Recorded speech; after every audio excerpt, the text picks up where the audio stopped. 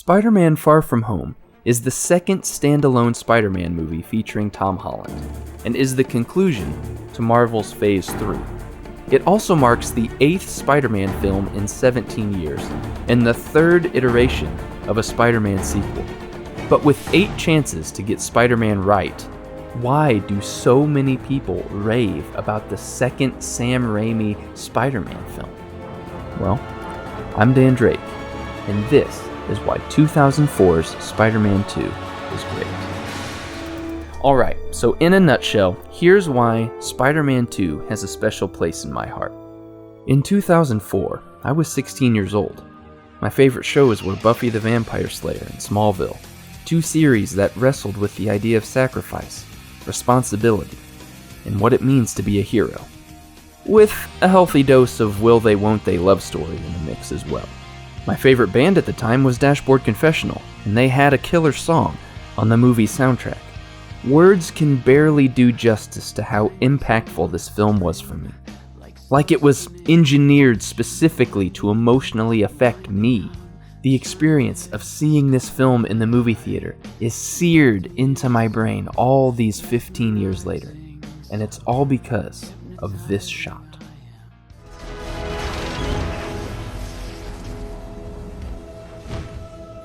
And though I couldn't have articulated this at the time, the reason it is so powerful is because it showcases the true source of courage: vulnerability. But we're getting ahead of ourselves. We need to go back and understand all that makes Spider-Man 2 so great beyond simply my biased teenage experience. So here are 4 reasons why Spider-Man 2 is great. Characters. Spider-Man 2 has one of the most sympathetic villains in Marvel movie history. Alfred Molina plays Doc Ock to perfection, helping us understand his motivations and why he's able, by the end of the film, to have a change of heart. There's great dialogue throughout and exceptional acting from its main cast and supporting characters. Say what you want about Tobey Maguire, who may not traditionally fit the mold for Peter Parker, but the guy knows what he's doing when it comes to conveying emotion subtly through facial expression. This film also has a slew of amazing supporting character actors like Elizabeth Banks, Bruce Campbell, Joel McHale, Bones, Dylan Baker. J.K. Simmons is in this movie and is amazing. And Ilya Baskin, who co-stars with Robin Williams in a lesser-known film of his called Moscow on the Hudson, which is fantastic, by the way. What's also great about the main cast characters is that most of them are written to have a full character arc. Peter learns to accept himself, his life, and the consequences of his choices. Aunt May experiences grief and betrayal, yet finds healing through forgiveness. These kinds of character journeys, depth, and details are sadly usually lacking in most superhero films. Number 2, mixed tone. Sam Raimi is a master of combining comedy with horror. Evil Dead 2 is likely a horror masterpiece of combining horror and comedy. But what he brings to Spider-Man 2 is the ability not just to mix horror with comedy, but to mix comedy with drama and action. With this technique, Raimi subverts expectations by building up anticipation of a common trope with drama or action, and then turning it on its head by giving a laugh. What's so great about this is that the comedy actually helps the other pieces land. Most of the time, before someone can make you cry, they need to make you laugh. Which brings us to number 3, expert filmmaking. Sam Raimi just plain knows what he's doing. It is evident in the blocking, editing, shot composition, action sequences, and visual effects. Take this shot, for instance.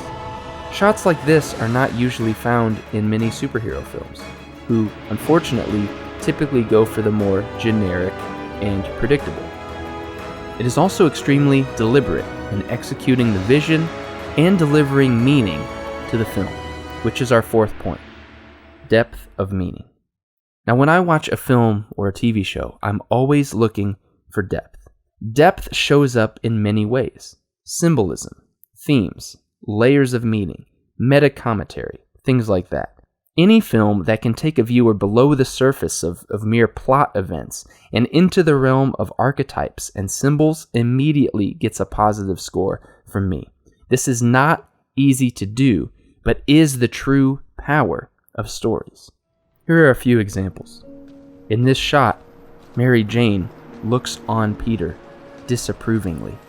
The image starts on one layer, and as he walks, it grows until he is consumed by this image. Here's another one. We focus on Mary Jane's eyes at the beginning and the end of the film. At the beginning, they're looking up and full of hope. At the end, they're looking down and full of doubt. I also love this image of the hanging suits, which underscores the duality of his life and the choice before him. Or the fact that Peter's mask comes off several times in this film, which underscores vulnerability. This film is all about sacrifice and choice, about vulnerability, taking off masks and accepting who you are. It's also about the consequences of your actions.